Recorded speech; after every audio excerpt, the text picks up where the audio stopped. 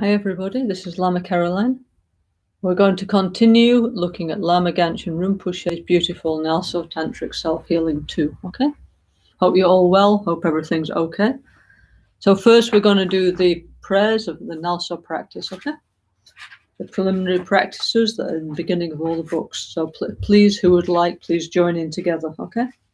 Namo Guru Pye, Namo Buddhaya, Namo Dhammaya, Namo Sanghaya, Namo Guru Pye, Namo Buddhaya, Namo Dhammaya, Namo Sanghaya, Namo Guru Pye, Namo Buddhaya, Namo Dhammaya, Namo Sanghaya, Namo Triratnaya, Sangye Chudan Sogi Chonamla, Chanchu Badu Dani Kyasuchi, Dagi Jinsogi Pesonangi, Drula Penchi Sangye Drupasho, Sangye Chudan Sogi Chonamla,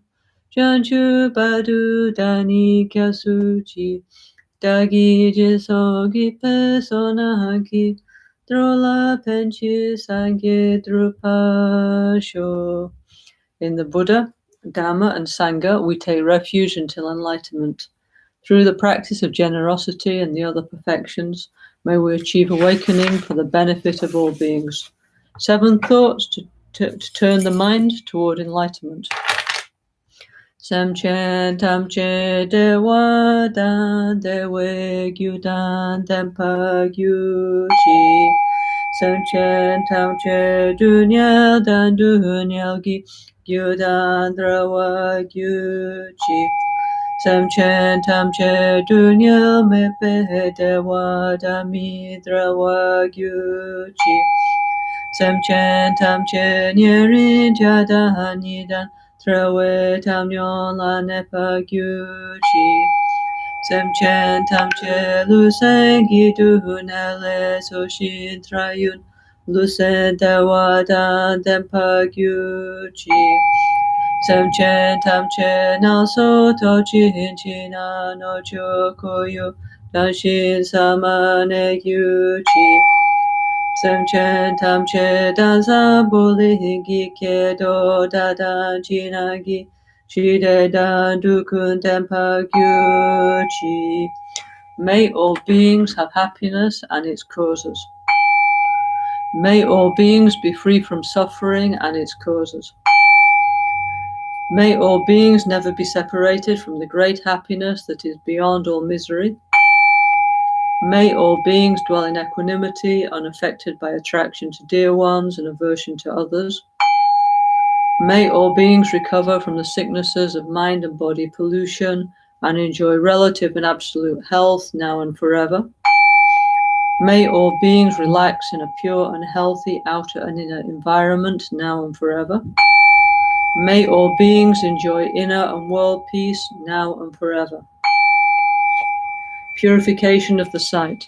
Tamche duni sashida semala sohome padan la tiltanya bedurye ranshin jampohone gyoshi la dami chupese no susham dahani kitro kun sancho trin la name nanke kanguhon kyab gyochi.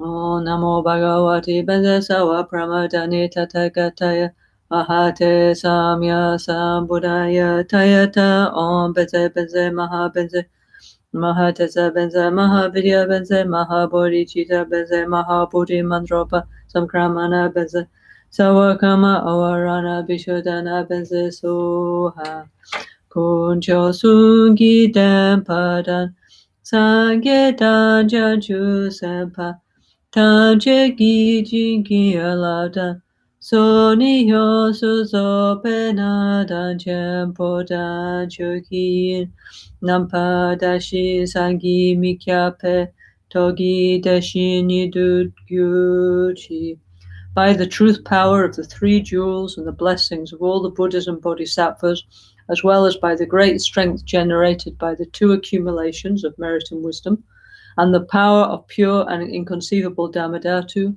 may these offerings become real. Invocation of the Healing Buddha.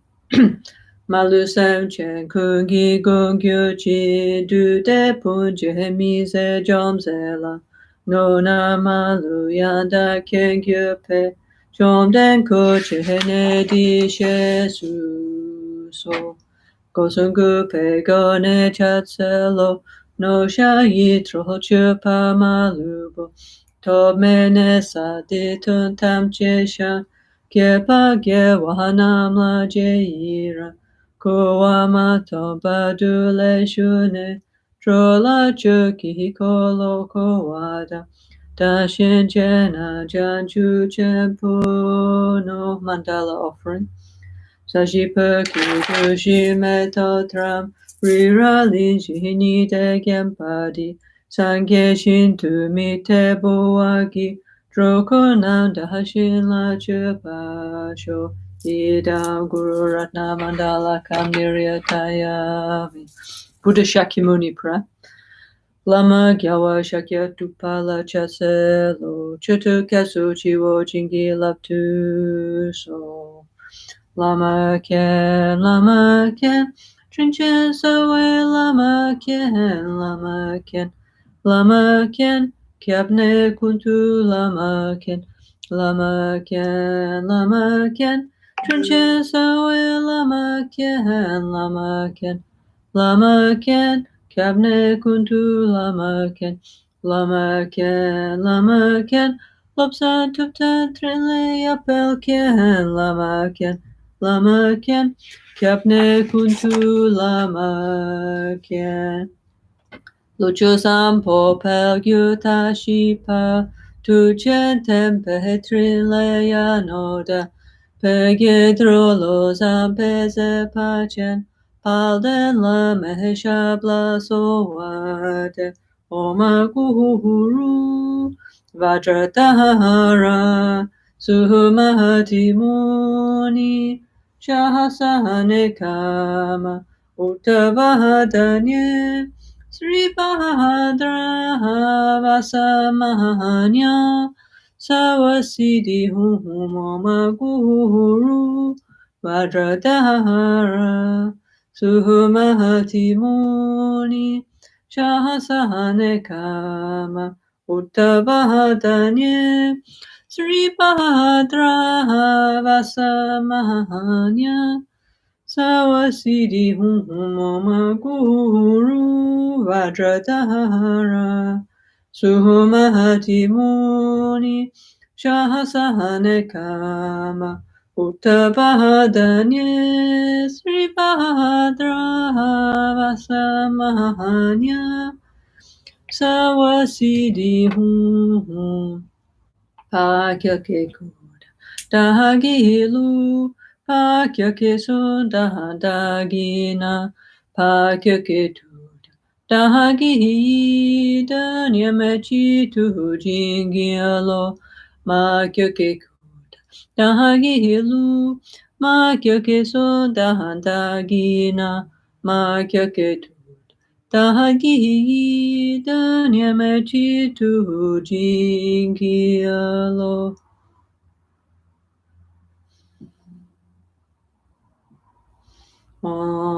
Muni Muni Mahamuni Shakya Munye Soha Muni Muni Mahamuni Shakya Munye Soha Muni Muni Mahamuni Shakya Munye Soha Maitreya Maitreya Maha Maitreya Arya Maitreya Soha Maitreya Maitreya Maha Maitreya Arya Maitreya Soha Maitreya Maitreya Maha Maitreya Arya Maitreya Soha Om Ahum Karuna Karuna Maha Karuna Arya Karunaye Soha.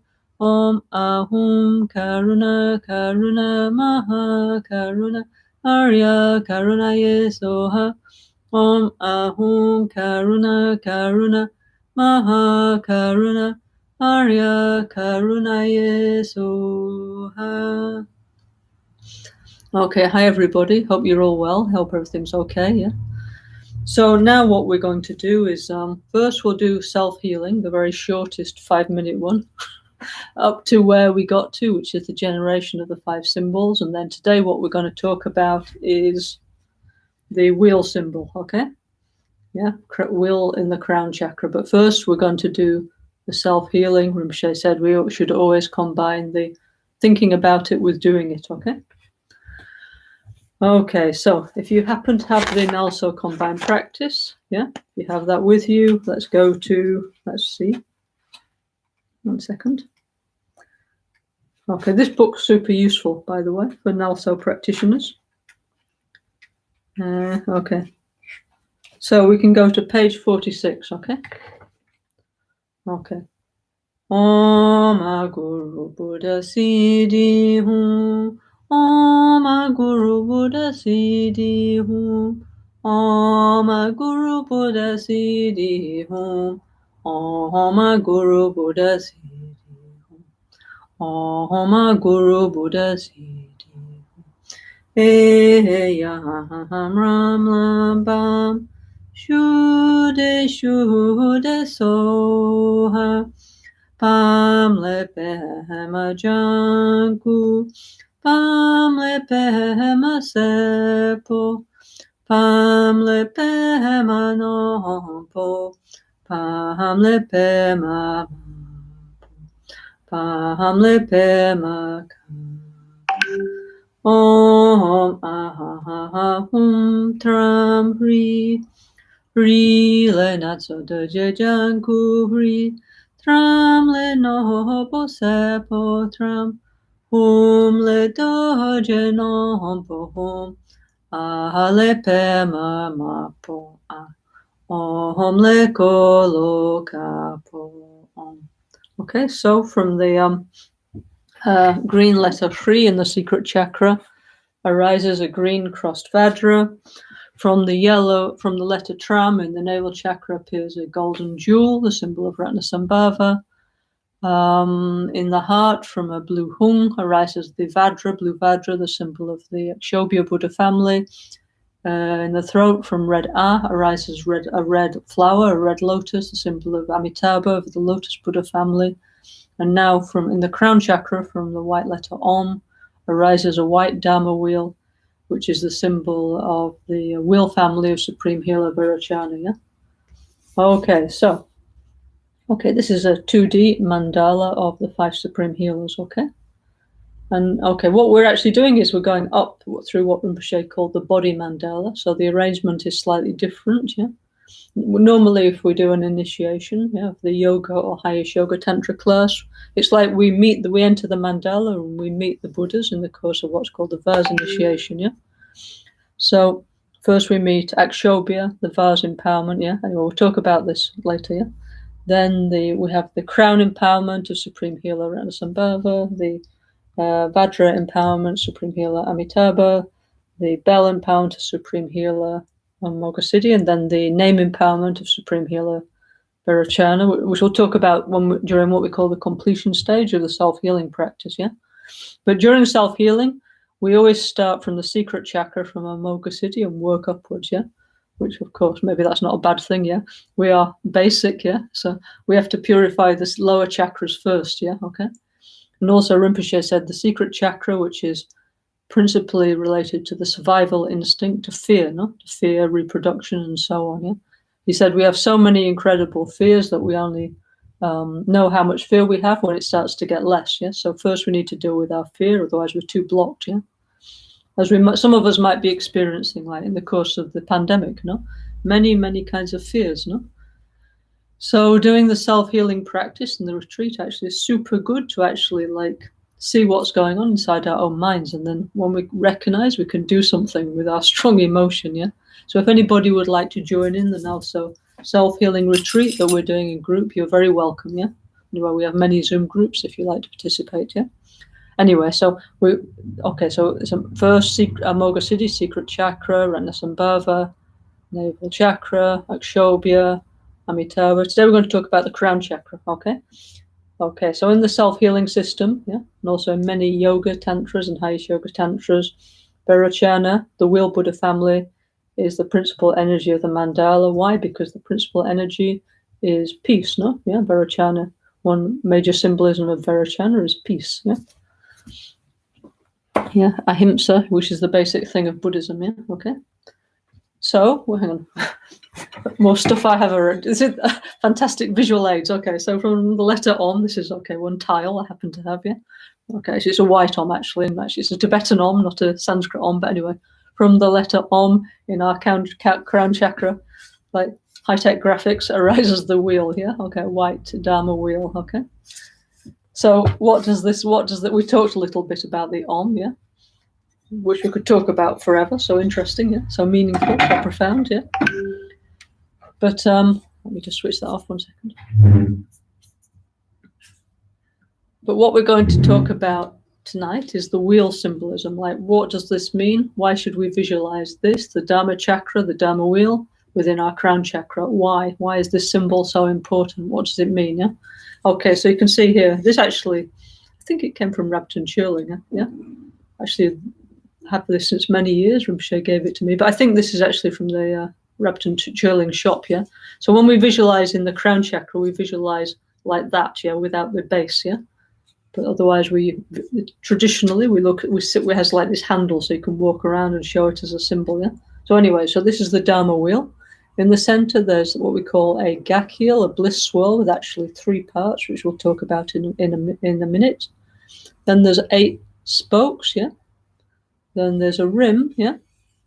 And I don't know if you can see here, but there's like 16 dots, 16 bindu, 16 points. Yeah. So this is the Dharma wheel. What does it represent? Yeah, why is it so important? Why should I visualize this in my crown chakra? Yeah, okay. So, well, the wheel actually super important. It's like one of the major symbols of Buddhism. Yeah, okay. So there's a very famous story, which actually I'm going to read to you from our beautiful book about Lalita Vistara.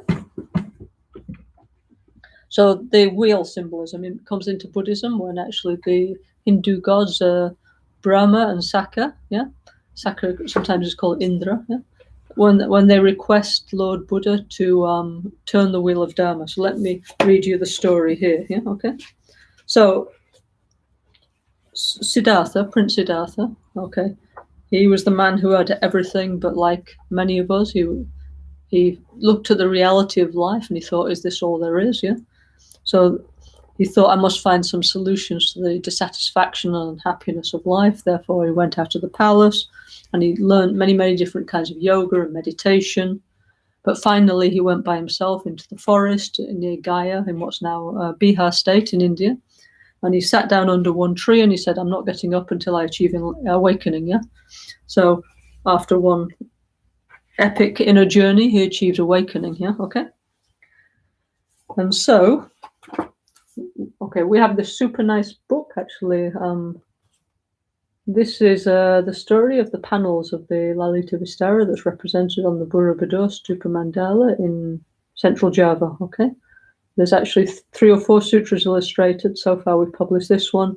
Several years ago, Lama Caroline asked that we make the Borobudur as a kind of like easy version, yeah? The sutras on Borobudur is an easy, accessible version. So kindly, Eleanor Brady, she, how do you say, synthesized, made it easy, no? Like, because this Mahayana Sutra is very long, very complicated, yeah? So she took like Rinpoche said, like the essence, and we made this beautiful book together with the illustrations, yeah? So anyway, so we hope to do the rest of the sutras when we can, as was Rinpoche's wish. Let me just find my page, 1 second. So, okay, Buddha achieved awakening, and what happened next? Well, what happened next is the Buddha sat there for 7 weeks thinking, wow, this is amazing. He probably had some other thoughts too, but anyway, I'll talk one second. Okay. Okay, actually, I'm just going to read it to you. So beautiful, yeah? This is on page 329 of our Lalita Vistara book. Actually, we need to reprint this book. If anybody's interested to help, yeah, please contact Peace Publications, Sharon or Carmen in Albaniano, okay? So it says, after Buddha achieved awakening, yeah, under the Bodhi tree, became a Buddha. So it says, the Buddha remained silent, and with his wisdom eye, he surveyed all sentient beings, like a man standing on the edge of a clear lotus pool, who's able to see those lotus buds and stalks still in the mud, those growing in the water, and those almost breaking the surface of the water, and those above the water. Yeah, well, that's nice. Yeah, we were talking about lotuses last time, yeah? In this way, he saw all sentient beings, and he understood every being's capacity. He recognized those with greater and lesser intelligence, and those who were difficult to purify and those who were easy to purify. Okay, the Buddha saw 3 groups.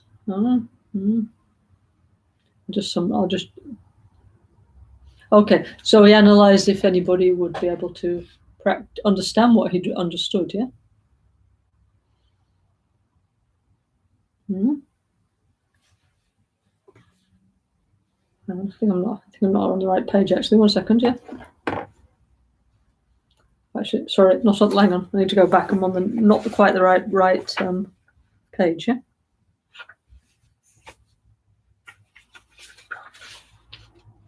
Oh, hang on. Okay, sorry, this is the page I meant to be on, page 325, yeah? Okay, what I'm going to say now is something that Lama Ganchen, he said many, many, many times in Tibetan. Yeah, he used to quote it, and then we would sort of struggle to find the translation. Everybody except Lama Michelle, who's very good at Tibetan. Yeah? But anyway, so it says, to try and teach what is inexpressible to people who have no mind training, who fall completely victim to their desires, and who would be unable to understand, would be a tiresome waste of time for me, is what the Buddha said, yeah? So it says, instead, I think I'll keep the Dharma silently in my heart and stay in the forest. Why? Because he was looking around and seeing who was available to listen. No, that's what we thought, well, maybe not so many people. Okay, now this is the verse that Rinpoche used to say. Deep, peaceful, perfectly pure, luminous, uncompounded, and nectar-like is the Dharma that I have obtained. Even if I were to teach it, it could not be known by another. So I will remain silent in the forest, yeah? Okay, so that's the Rinpoche used to say that a lot, yeah? But fortunately, okay, despite the Buddha thinking that, yeah, the Hindu gods Brahma and Sakka is like the lord of the Hindu gods, yeah? They looked down to earth and they thought, oh no, this cannot be, yeah? The Buddha, no, since many lives, is promised to take human rebirth and attain awakening again and, show the path for human beings. But now he's going to go and stay by himself in the forest. This cannot be. We need to have an intervention, yeah? So Brahma, the Hindu god Brahma, the creator in Hinduism, yeah, and Sakka, the lord of the gods, they zoom down to earth on their chariots with, 84 million attendants or something. Yeah, it actually says here, page 326, it says Brahma, surrounded by 68 million devas, yeah, flew down to the human realm, like, to the Buddha at the foot of the Bodhi tree. And he said, please, Bhagavat, teach the Dharma. Without it, we are lost, yeah? Because he said, please teach those who are sincere in their desire and capable of understanding. Be patient with us. You are our teacher.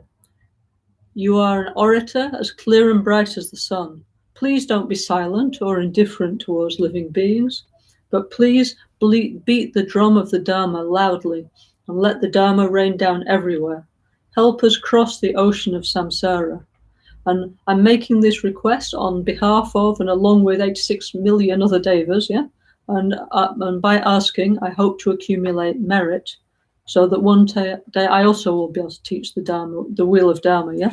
So then, Brahma, to complete his request, he gave his symbol, which was a wheel. Yeah. Okay. Or a discus. Sometimes people say. He said, "This is my power symbol, my emblem. Please, Lord Buddha, accept this and turn the wheel of Dharma." So the Buddha take it and assented and said, "Yes, okay." So it says here, the Buddha met Brahma's request with silence. Yeah, Brahma interpreted the Buddha's silence as meaning that the Buddha had consented, and so he was super happy, and he threw sandalwood powder as an offering. Then he departed. Yeah, okay. So now Buddha's there, and he's holding the wheel, no? And he sat under the Bodhi tree. But then the Buddha continues to have concerns about how the Dharma would be received, and whether it was even possible to teach something that was not only difficult to understand, but which is difficult to analyze. Yeah. And he says, what would happen if you taught the Dharma and it was not well received? Yeah. So I was thinking, I'm not sure if I'm going to do it. Yeah. Okay. So Brahma, back in the God world, was still keeping a close watch over the Buddha here. And seeing that the Buddha still did not want to teach, but Brahma now went to his friend Sakya. Sakya is the Lord of the Gods, yeah? Sakyara. Yeah? The Buddha, the Arhat, the completely enlightened one, does not feel any urgency to start teaching the Dharma. Oh no, yeah? Without these teachings, beings will be stuck in dark ignorance forever. So let's go back down to earth again and urge him to turn the wheel of Dharma, to teach, yeah? So Sakya said, let's go, my friend. And they descended to the human realm, yeah? And it says this time they went with countless other devas from many different realms, including the devas from Tushita heaven. And anyway, thousands of devas appeared, yeah? And it says their lights were like all the stars of the... Deva means shining one, no, in Sanskrit, yeah? So it says when all the devas were around the Buddha, under the Bodhi tree, it was like all the stars from the heavens had descended around the Bodhi tree. So something so beautiful, no? Yeah? So they bowed to the Buddha and circumambulated around him 3 times. Then Sakya, Lord of the Gods, he said, please arise, great Muni, yeah, and bring forth the light of wisdom. Illuminate these dark worlds for those beings who act continuously out of ignorance. Your mind is free like a full moon that's been delivered from an eclipse, yeah? Okay. But then the Buddha said nothing. So then Brahma said, you're not saying it right, yeah? You have to make the request to the Lord Buddha in the right way, yeah? So Brahma showed the right way, okay? So basically I had to kneel down on one knee and do like this, yeah? Like this, yeah? So anyway, so he said in a more, respectful way, okay? And he says, so then he said, arise. So Brahma said, the Dharma is very profound and difficult to understand. Yeah, okay. Oh no, sorry. So Brahma again made the request, but again the Lord Buddha said, what I want to show is very profound. Yeah. And it says it's against the way that normal people think. Yeah. And it's difficult for people who are overcome by their desires. Yeah. And it said, actually, I've made many hardships to obtain this experience and to realize the truth of the Dharma. So maybe if I teach, it's not going to help, yeah? So then Sakya and Brahma were like, they went off with all their devas back up to the heavens, thinking, what shall we do now, yeah? So 3 times, yeah, okay? Lord Buddha had remained silent, yeah, okay? Actually, it doesn't say here, but actually in this time, Sakya, he gave his symbol, which was a conch, yeah, okay? So Brahma, he gave the wheel, yeah? And Sakya, he gave the right turning white conch. These conches, you can blow them, yeah? Actually, we have many in our Vajnana and our centers around the world, yeah? And actually, it's one of the first instruments in the world, actually. So if you make a little hole in the end and you can blow it, and actually it sounds really nice, like a conch trumpet, and it's been used since ancient times to call people, especially for spiritual purposes, yeah? So anyway, so these 2 devas, one offered the wheel, yeah? And the other offered the conch, yeah? Which actually finally became the symbol of the Buddha, yeah? Okay, anyway. So long story, but anyway, finally Lord Buddha accept, to teach the Dharma. And he said the famous thing, he said, okay. He said, now I understood that across this world there are many people, there are a few people who have only a little dust in their eyes. So even if it's only a few, I'd like to turn the wheel of Dharma so that their ignorance is removed. And that therefore Lord Buddha got up from the Bodhi tree, and then he set off. Then he thought, who shall I teach? So he set off to Varanasi, to Sarnath, to the Royal Deer Park, and there were the 5 ascetics with whom he previously practiced like 6 ascetic yoga practices. And at a certain point, Siddhartha, as he then was, had like abandoned that kind of practice, thinking it was not gaining the result he wanted. And then he went off to the Gaia forest to meditate by himself. But he thought, anyway, I'm going to teach these 5 ascetics the Dharma that I've understood. Okay, that's his first idea, was to teach his 2 gurus. His 2 main gurus who taught him limitless space and limitless consciousness. But both of them had died by this point. So he thought, okay, the next level, the disciples, the main disciples, I'll find them and I'll teach them. So that's why Lord Buddha Shakyamuni got up and went to Sarnath. Actually, we went to Sarnath many times with Rinpoche. Rinpoche kindly in the late 80s, early 90s, guided us several times on pilgrimage to India. So beautiful, to the holy places of Buddhism. So anyway, so the wheel originally comes from this. Okay, first thing is the wheel. It was the symbol of the god who requested Lord Buddha to turn the wheel of Dharma, to teach. Okay. Some people say in ancient Hindu Vedic times this was like, I don't know, like a discus or something. It was like a divine weapon or something. But by the time it got into Buddhism, because we're into ahimsa, non-violence, it became more like this kind of wheel. Okay, it's more like a cartwheel or something. So it's this idea of the continuation, the endless turning of the spiritual teachings from one generation to the next. Okay, so that's one very beautiful meaning of the Dharma wheel. Okay, so let me find a few more meanings of the Dharma wheel for you. So interesting, actually, all the symbolism. So when we're doing self-healing, hopefully we do it quite often. So sometimes we can think, oh, this means this means that, Then we have like a deeper way of thinking about all these symbols, not just, okay, first try and feel something, okay. But then, okay, so interesting, So also, by the way, this symbol, okay, the circle and the cross, this is the solar cross, This is one of the earliest spiritual symbols in the modern times, like last 5,000 years. It's called the Aryan solar cross, And it was in ancient India, in the Vedic times, it was the symbol of the emperors, of the rulers of the major part of the Indian subcontinent, Why? Because like the sun is the main thing in the sky that gives life, so is the king, the emperor, the one, is the center of the social system of that time, okay? And actually this symbol of the solar cross, it's like with 4 spokes, You can see this very clearly on Borobudur. Hopefully, we hope very much next year or as soon as possible, we'll go back to Borobudur together, So if we look on the bas-reliefs of Borobudur, probably in this book, actually, if you have a copy of this, if you look on the, it's called Seeds of Peace, the Lalita Vistara Mahayana Sutra. So beautiful, So on there, on the bas-reliefs, you can see many times this symbol, the symbol of the Chakravartin, And also, actually, this also became one of the first symbols of Lord Buddha, So the actual image of Lord Buddha, okay, there's various stories, but in the earliest times, the first symbols of Lord Buddha were actually like feet prints, like the one who's gone, gone beyond, so just the footprint is left, or there was like the wheel, which is like the symbol of spiritual rulership, because if you remember, when Siddhartha was born, the astrologers came to see his king, his father, King Suddhodana, and the astrologer said, your son can either be a great world emperor, Chakravartin, and Chakravartin is not like a local king, it's almost like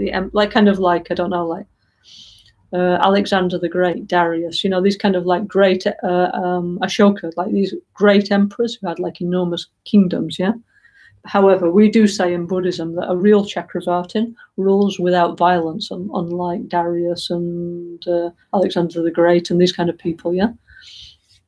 So anyway, so when the astrologers were called by King Suddhodana, yeah, the astrologer, the rishis said, your son will grow up either to be one of the greatest emperors in history, or will become a Buddha and an awakened one, yeah? Will be one or the other, yes. So obviously King Suddhodana wanted him to be the great emperor, but Siddhartha had other ideas, yeah? But anyway, yeah, his symbol for many, many centuries was the royal symbol of the Chakravartins, yeah, okay? So that's another very powerful reason why the center of our mandala is the Chakravartin symbol, yeah? Also, by the way, like stupas, no? Now, recently, the Kudung, the holy body of our Rinpoche, was put into the stupa, no? Yeah. Okay, so this goes back to the time of ancient India, yeah. And in ancient India, in the Vedic times, the Chakravartins, the royal rulers, they had this kind of like round burial mound, like, very huge, very important, yeah, which is actually the basis of the stupas, yeah, okay. And so that tradition, because the Siddhartha was a prince now, wasn't he? Okay, he could have become a king, but he actually chose not to. He chose to become an awakened one instead. But actually, when he passed away into paranirvana, and his holy body was cremated, then the ashes were put into a stupa. Actually, the Buddha's stupas were more like the ancient ones were more round, yeah, and the actual shape of the elements on the top was smaller. When the stupas got to Tibet, yeah, then they became, I don't know, like more, you could see more clearly all the elements like earth and water and fire and wind and so on, yeah. But anyway, so also our stupas, like for example, the holy stupa of Lama Caroline and all of the other great masters, actually they go back to the burial mounds of the Chakravartin kings, yeah, of ancient India, of the Vedic times, yeah. Anyway, so this is the Dharma wheel, is the symbol of the Chakravartin and also of the Buddhas. Dharma, of course, means what sustains us, what holds us up, like emotionally, yeah. And it comes from like the word Dharma. It means to actually to push ourselves up, yeah, or to elevate ourselves, yeah. So it's like when we fall down, we need to get up. We need to push ourselves up off the earth, don't we? Okay. So it's like how can I say here? I've forgotten what I was going to say there. Anyway, the Dharma means what sustains us emotionally, what uplifts us. Yeah, okay. So we need to lift ourselves up, don't we? Yeah. In fact, finally, nobody else can do it for us. That's one point of Dharma. Rinpoche always said, Lord Buddha said, if I could wash away your suffering by washing you like a shower, no? Or if I could take out your pain like pulling a thorn out of your hand, I'd do it, yeah? But what I can't, yeah? But what I can do is show you the path, but you must do it yourself. That's why Lama Caroline called the spiritual path self-healing, no? And he showed us incredible things, really. All the time now I'm thinking, and each time I'm understanding little piece more. And he showed us everything, incredible things, yeah, but now it's up to us to put it into practice and, go up ourselves, yeah. But Rinpoche gave us every method, everything we need, yeah, and also showed us the path from A to Z. So now we just need to do it, but together, as Rinpoche said, together we can, yeah? And we'll try, together to do it, yeah. So anyway, okay, so this is the wheel symbol, so meaningful in Indian culture, or every culture actually, yeah, okay. So like I say, it's the solar symbol, yeah, okay. And of course, so it represents, how do you say, like, this is called the Dharma chakra, the wheel of the Dharma that goes on and on, the wheel of the law, the wheel of the Dharma that continues forever, from one generation to the next, we hope, yeah, okay. So there's many, many different ways to understand the symbolism. We can say there's three parts, no? There's a rim, and there's the spokes, and the center. The center would be like actually the hub, or would be an axis, if it was like a chariot or something, yeah? So there's different ways to understand, yeah?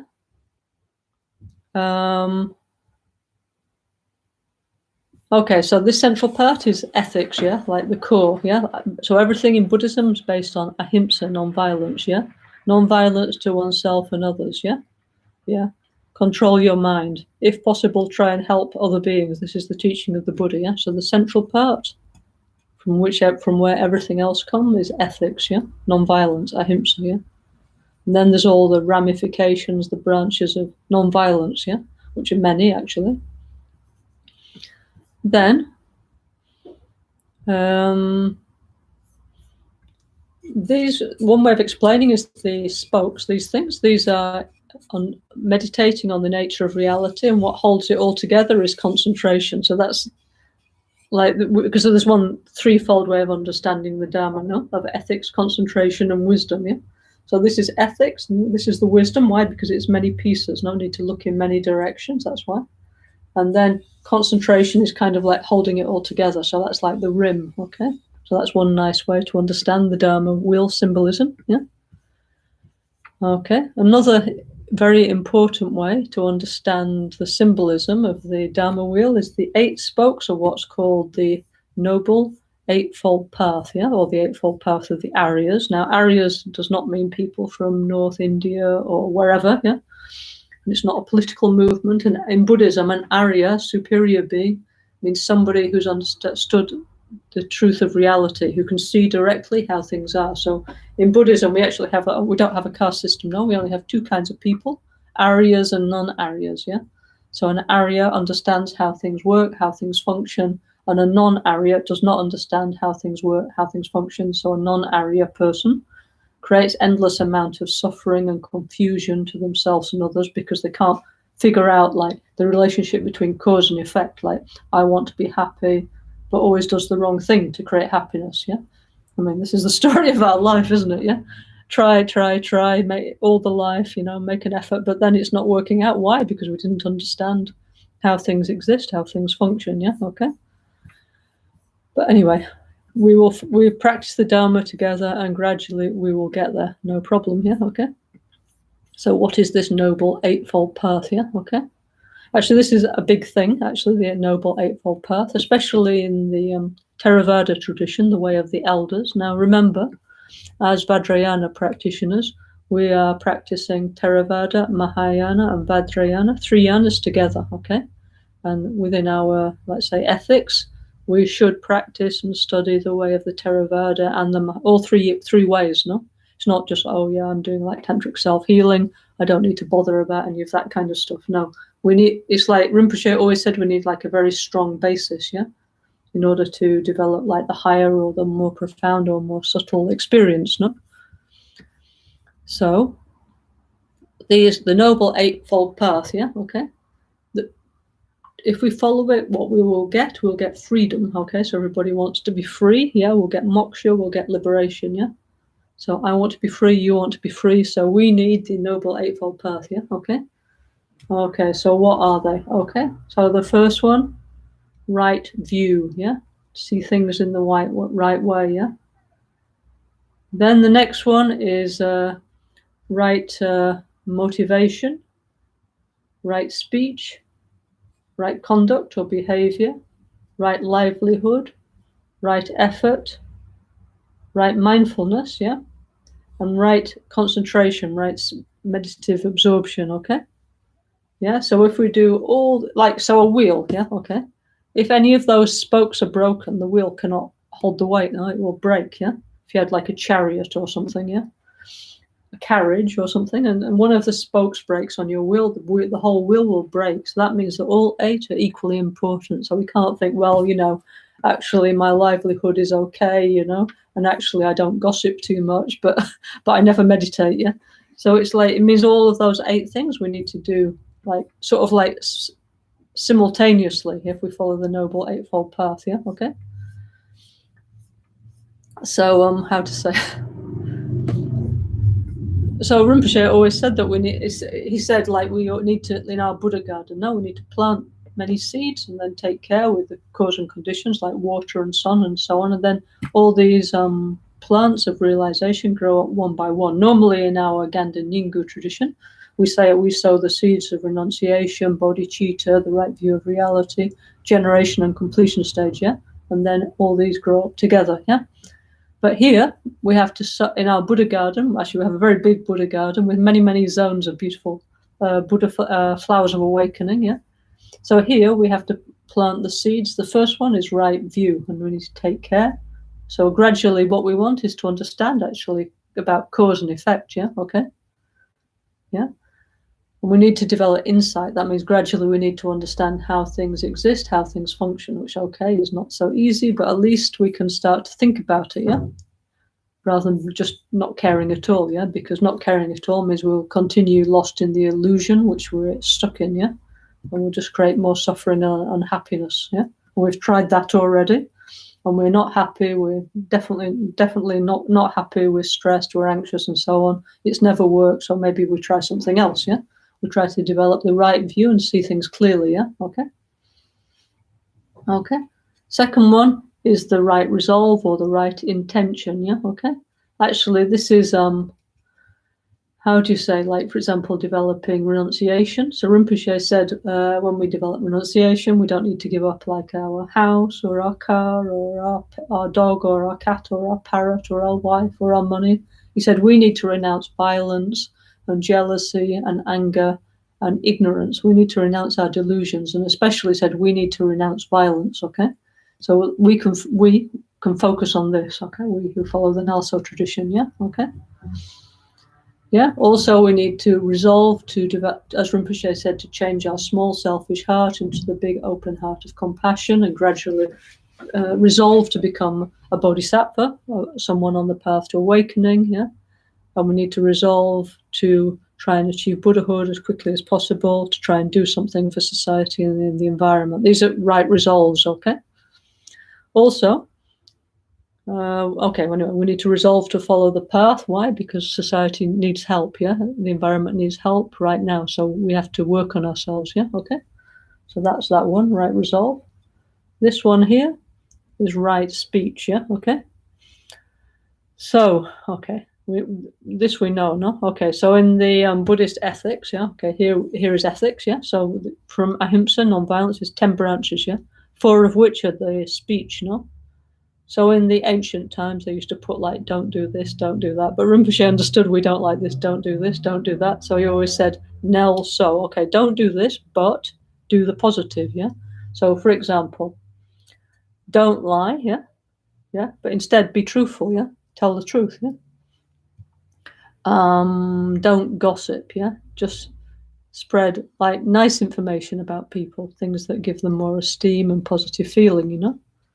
Don't swear, say beautiful words. Rinpoche said, peace with everything, everything is speech, including what we say, no? And instead of dividing people with our words, we need to use our words to create harmony, to work together, to, you know, create a feeling of union, which is absolutely what's needed now, not only for the pandemic, but for the ecological crisis. And basically for us to survive as a species, we need to think more in a collective way, yeah? This is not like some kind of new age stuff anymore. This is what we're going to have to do if we want to survive, yeah? Because we're going to have to share resources and things because there's too many of us, yeah? And we've surpassed the level of the resources on the planet, so we must change, yeah? So we need to use our speech to to become more communal, to work in harmony, yeah? As a group, yeah? Okay. Very important, yeah? These 4 positive things we need to do with our speech, yeah? Rinpoche had a big thing about that, yeah? I have this card. I'm sure many of you have it too. I don't know, I had it here somewhere. I have this green card, and it says, I promise not to gossip and only use my speech in a positive way, yeah? So in the early 2000s, Rinpoche produced those in the Gompa of Albagnano, and we all went there and signed it, and Rinpoche gave us a katak and said, oh, you're all very good, yeah? So it means we should try that, actually, you know? To only use our speech in a pure and positive way, yeah? Okay. Right view, right intention, yeah? Okay, renunciation, bodhicitta, trying to become a bodhisattva and a Buddha for the benefit of all beings. This one is use our speech in the right way, okay? Right. Okay, this is use our right action, yeah, okay? So this means we should behave in a peaceful way, actually. So we shouldn't do things like, this is the same like in Buddhist ethics, no? Like don't kill, instead protect life, yeah, okay? Very, very important, but actually quite difficult because, for example, I don't know, like my T-shirt, how maybe there was some violence involved in that. You just don't know, or even they sprayed it with loads of chemicals, the crops, So if we try our best, no? Maybe we need to get an organic T-shirt, and so on and so on and so on. There's so many levels to non-harmfulness, actually. It's not so simple as we might immediately think, yeah, okay? So don't harm or injure anybody, and anybody means also other beings, yeah? So that's a very big subject, no? Okay. We should not steal, yeah? So it says in the Buddhist text we should only take something that has the value of like less than 25 cents, yeah? Okay, like things of very little value, yeah? You can take those, but nothing else, yeah? So don't take the things that other people don't give you the permission to have, yeah? So instead we need to give, we need to be more generous, we need to share our resources rather than taking them from others, yeah? We'd say in the NgalSo way of Rinpoche, yeah? And then we should use our sexuality in a positive way, not in a selfish way, okay? So whatever is our sexual proclivity, our taste, okay? As long as it's consensual, yeah? And it's not harming, then it's basically it's okay, yeah? Okay, Buddhist ethics is very simple. If it's not harming, it's okay, yeah? But we have to be honest about what's harmful and what's not harmful, okay? Anyway, so we should use our sexuality in a pure and positive way, okay? So that's right behavior, okay? Right. The next one is we should have right livelihood. That means that our job, yeah, okay? We should make sure that our job somehow is in accordance with the Dharma. So for 12 years, Rinpoche actually, he kindly gave us the initiations of the 84 Mahasiddhas. It actually did take 12 years in Albagnano. Yeah? So, and we have in Albagnano, they have in our Temple of Heaven of Earth, we have a beautiful tankas of the 84 Mahasiddhas. So basically, it seems from what we can understand from the Mahasiddha stories that you can do almost any job as long as you have the right motivation. If you can find the trick, the key to see it in a spiritual way, yeah? Because many of the Mahasiddhas have jobs that you think this is impossible to be spiritual, but anyway, they managed it. Like, for example, let me think of an example. I don't know, there's all kinds of incredible things, like really incredible stories of people you think it's not possible that this person can be spiritual, but that's the beauty of the Mahasiddha stories. Any job you can make spiritual if you, as Rinpoche says, if you put your mind in the right position. But the trouble for us is to find out how to put it in the right position, yeah? But if we can, then it's okay, yeah? But if we cannot put our mind in the right position, then we should, for example, avoid things like, I don't know, like obviously harmful jobs like being an arms dealer, or I don't know, making like weapons of mass destruction or toxic chemicals. I mean, things like that we should avoid, yeah, okay? I mean, we who are not Mahasiddhas, yeah, okay? But anyway, if you have time, you should read the story of, I'd recommend that you read this Abhayadatta, the story of the 84 Mahasiddhas. So beautiful, yeah? Very inspiring. It shows anybody, rich, young, old, poor, man, woman, doesn't matter, monk, nun, layperson, hedonist, king, musician, thief, liar, baker, housewife, alchemist, doctor, monk, yogi. Everybody could achieve enlightenment. It's so beautiful, yeah? So Rinpoche really, really, really wanted to encourage us and say that, so definitely our modern jobs, yeah? I think very difficult to meet somebody who hasn't got a positive job, actually. Okay, one or two people I met in my life, but basically anyway, most of the Dharma people, you have a positive job, yeah? Yeah. So we need to change the position of our mind, and whatever we're doing, we need to, actually you can apply Lojong for the minimum, no?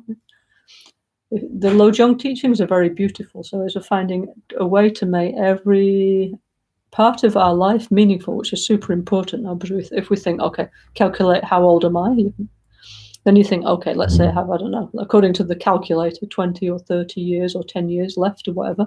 Then we think that's okay, but then hang on, 8 hours a day I'm asleep, yeah? Then I have to eat, and I have to have a shower, and I have to do this, and I have to do that, and I have to go to work.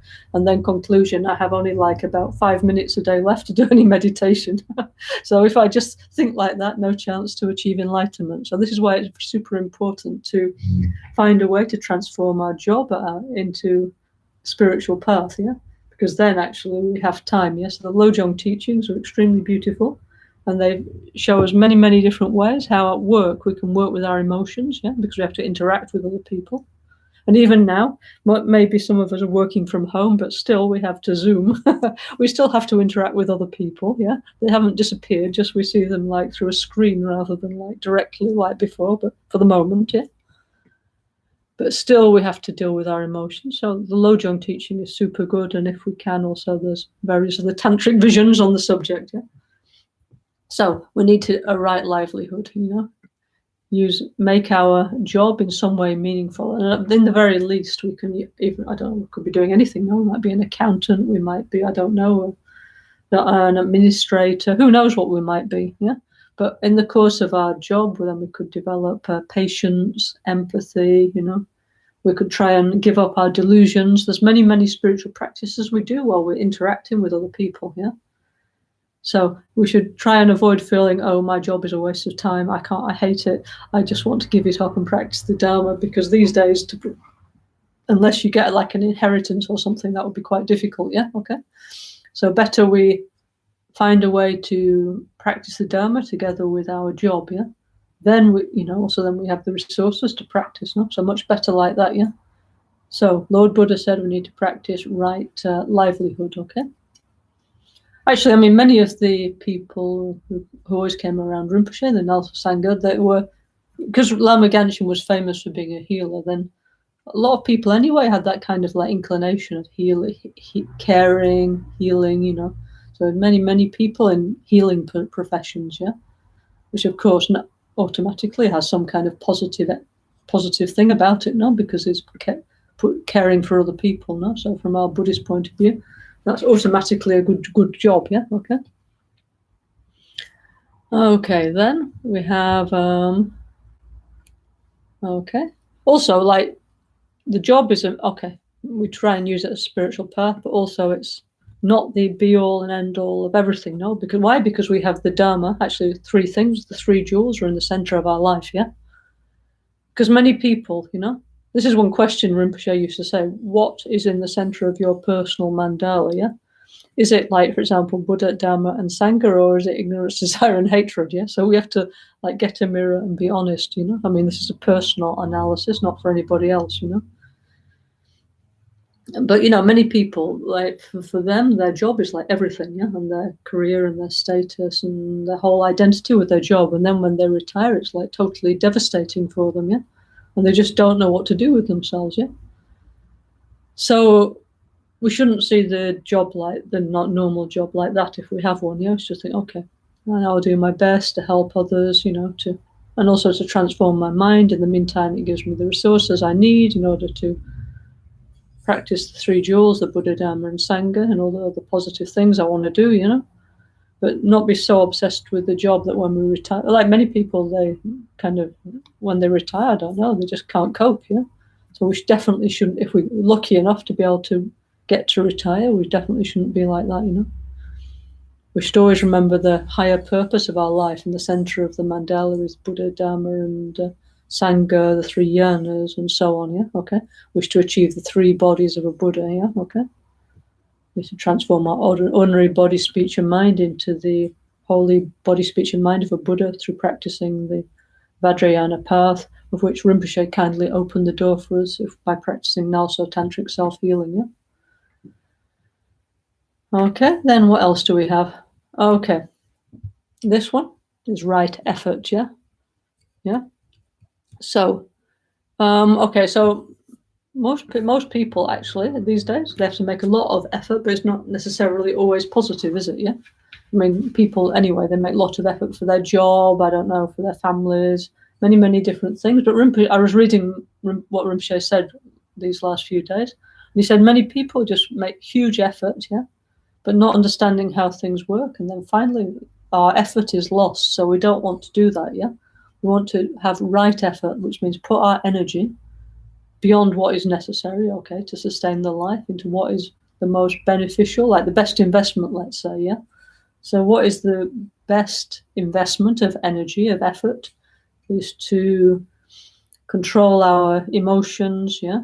To understand how things work, to become more peaceful, peace with everything, everything with peace, you know, and so on, yeah? Like, as the Dharma explains, yeah? Yeah, and like I say, we shouldn't do it because somebody else explained it, because a bit by bit, as we practice it, we understand that this is really, truly the truth, yeah? And we do feel better when we practice it. And then it's like, oh, well, what else is there to do, actually, yeah? Otherwise, what meaning could I take from my life otherwise, you know? Because the normal things are not enough, no? You know, they're impermanent. All the pleasures I have, it doesn't last. All the nice things I have, they break or they get lost or whatever, yeah? You know? So we try and invest our energy in the best way, yeah, make a right effort, you know. It could be also, for example, caring for others, taking care of the environment. There's many, many positive actions we can do apart from sitting around meditating or contemplating how to overcome our personal delusions, yeah. So many positive things we can do. There's endless amounts of social work, charity work, and we should do something, yeah. So, you know, so then when we come to die, we should think, I have no regrets, you know, I left the world a better place than I came into it, you know. I gave more than I took. So that's right effort, actually, yeah? That we put our energy into something that's worthwhile, and also things that continue, actually, yeah? Like, for example, personal transformation. Yeah? Then, okay, right, mindfulness, yeah, okay. So most of us don't have any mindfulness at all, yeah? Totally unaware of what we're doing, acting unconsciously, yeah, going through life like this. But gradually, as we practice the Dharma, yeah. Actually, by the way, the word Buddhism didn't exist until the English invented this word in the 1850s, yeah.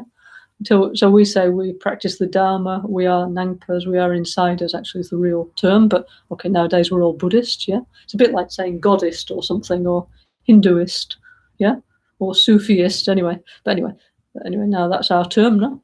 So anyway, most of us go through life unconsciously, yeah, unaware of what we're doing with our body, speech, and mind, or only a little bit, yeah. And like, you know, many times we just say things literally without thinking, and, you know, it's all not very resolved, really, our behavior. So as everybody knows nowadays, part of Buddhism is to become mindful, to become aware of the actions of our body, speech, and mind, yeah. So there's many, many, many kinds of Buddhist meditation about this.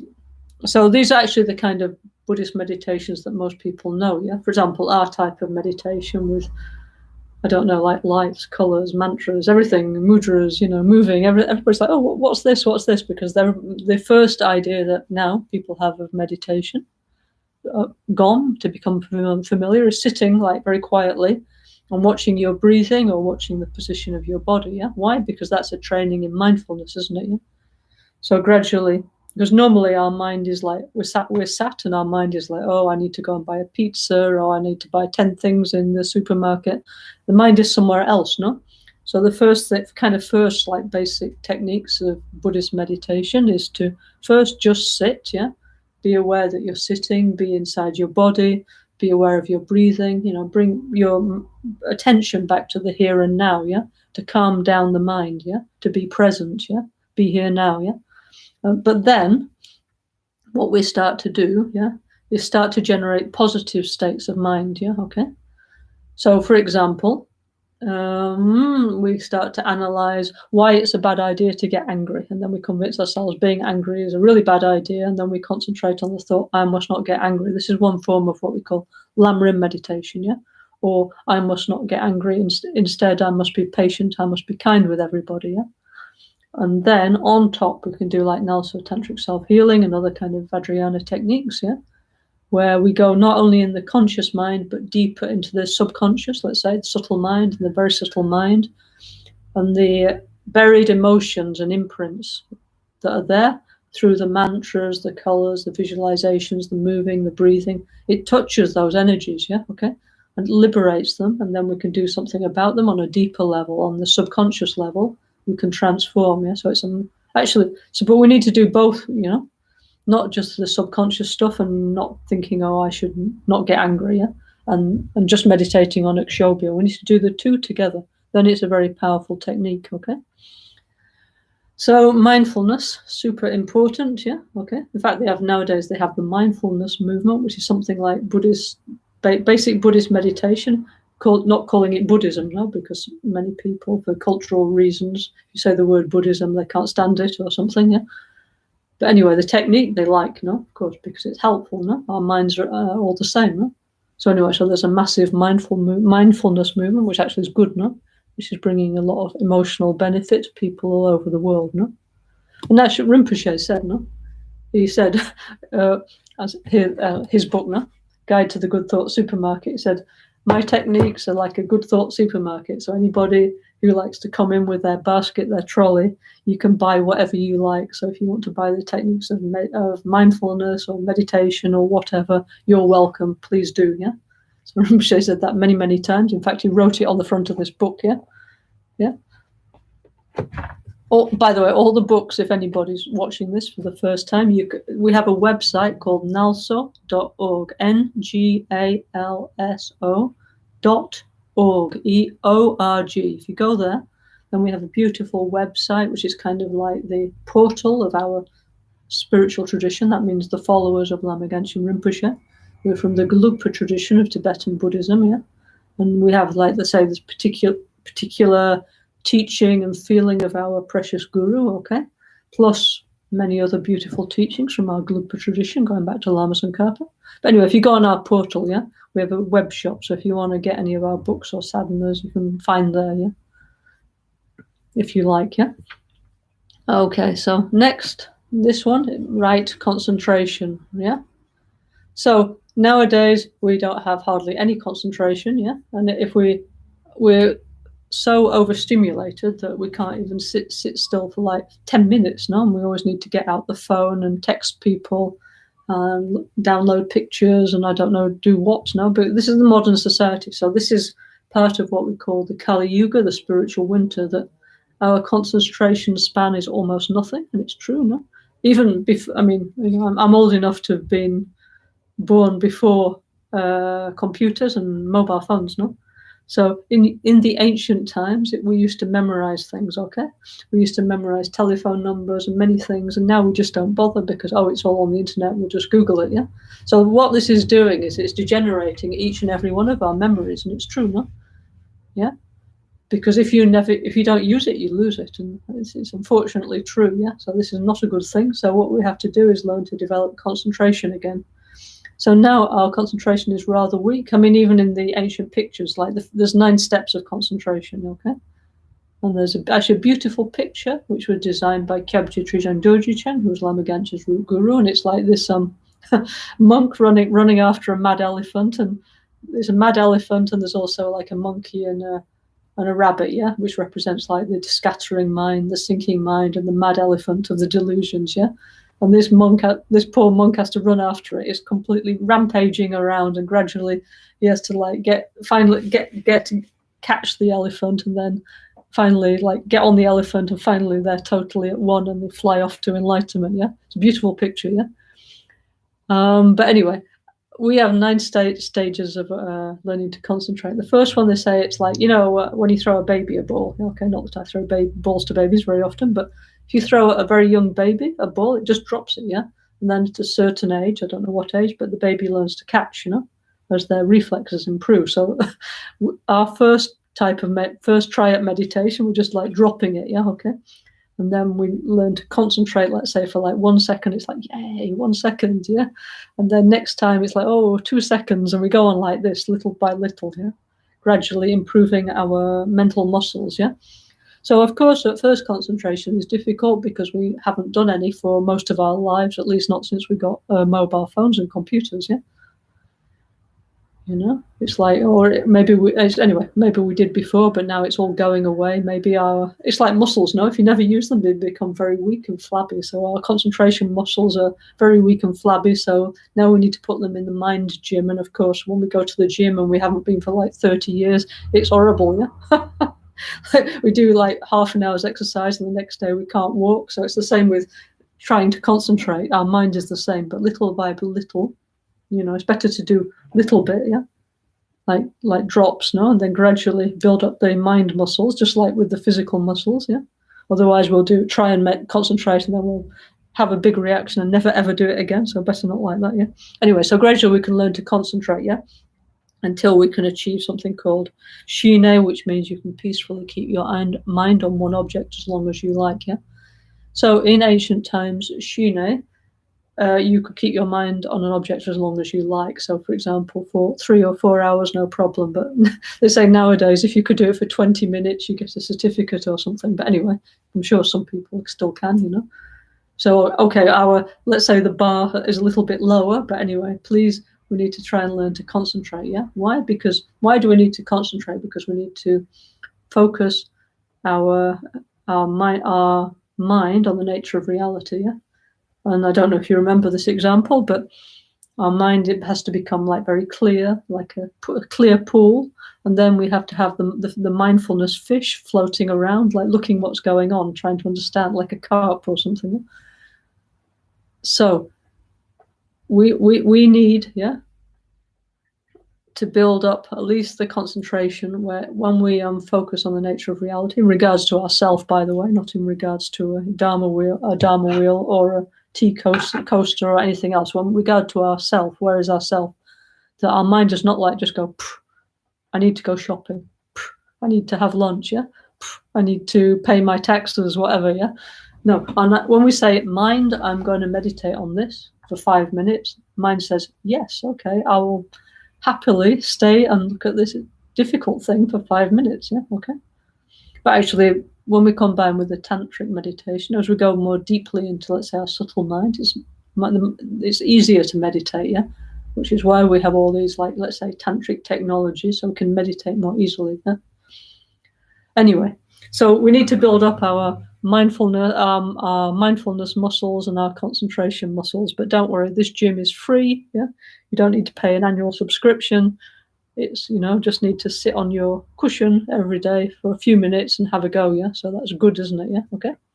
For example, you could develop concentration on Om Muni Muni Maha Muni Shakya Muni Soha, the mantra of Guru Buddha Shakyamuni, yeah?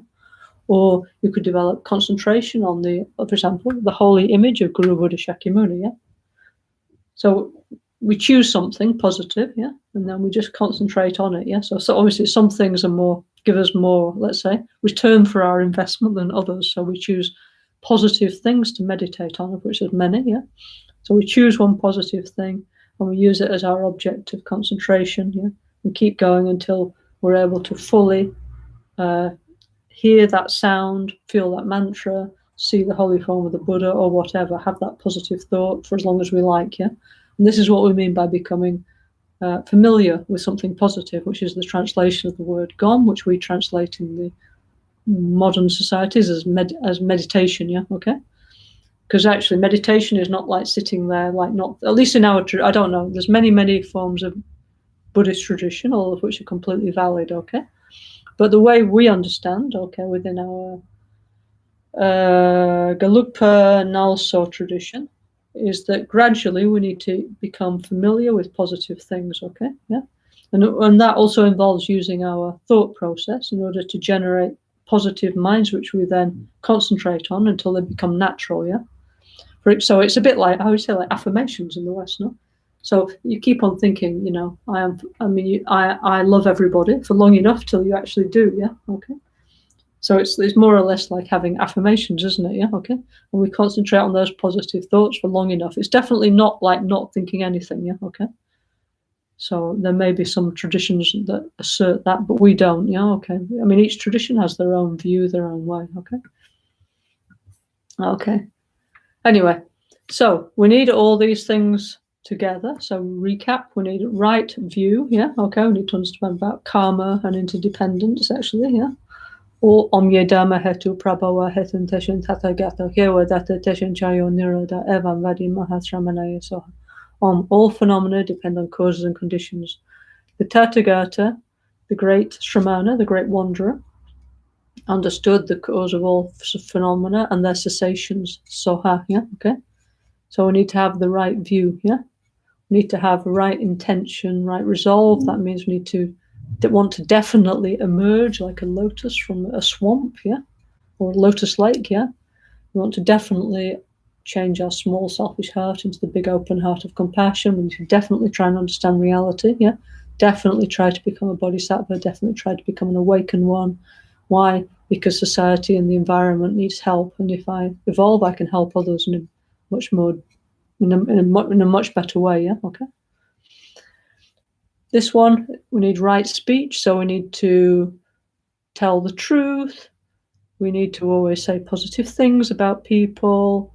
We need to use our speech to put people together, to be more collective, and we should use only sweet words, gentle words, okay? This is right conduct, right action, so we should protect life in all its forms. We should not, we should give more than we take, yeah, okay, yeah. And we should use our sexuality in a positive way, whatever is our sexuality, yeah, okay. This one is right livelihood, yeah.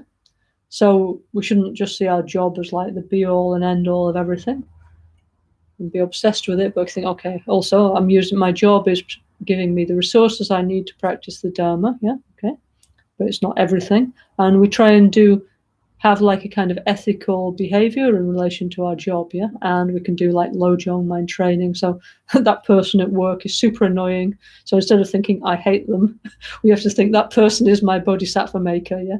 So if you have somebody in your office that you really hate, then this is your spiritual gymnasium, and you should think, oh, I can't wait to go to work in the morning, or even if it's at home through the Zoom, but whatever, yeah? Yeah, because they are kindly helping me to develop, yeah? Without them, I could not grow. I was just comfortable at home on my sofa watching Netflix, eating an avocado, nobody bothering me, I would think I was such a spiritual person. But when I meet somebody who's so annoying, so irritating, they are my bodhisattva maker, my spiritual trainer. How lucky am I, etc. So we use our, anyway, and many other things of Lojong, yeah. On our NgalSo.org website, we have a link to many teachings, and also on our YouTube channel. And there's numerous teachings about Lojong by Lama Michelle, myself, and other people. So please, when you have time, also in many languages, so if you have time, please refresh that, because it's super useful, yeah? Because it's how to like live well, actually, okay? Then the next one is right effort. So we should not put our effort into, I don't know, like collecting, I don't know, metal models of 18th century soldiers and knowing everything about them and spending like 16 years of our life painting them in all the different colors of all the armies of medieval Europe or something, yeah? We should instead put our energy into something that will actually bring us more result, yeah, okay? Like, for example, taking care of the environment, caring for others, practicing the Dharma, and so on, okay? So we should make effort in things that last, yeah? Otherwise, Rinpoche said, many people, they work hard all their lives, and in the end, there's no result because they didn't understand how things work, how things function. So we don't want to be like that. So we need right effort, yeah? This one is right mindfulness. So we need to start right now to be aware of our body, speech, and mind. So instead of like walking into doors and banging our toe and saying things that we don't mean, oops, I wish I hadn't said that. We need to start to be here now, be back in our body, watch our breath, yeah? And then gradually, when an emotion arises, we think, oh, anger has arisen, and not like, bleh, not just react, yeah?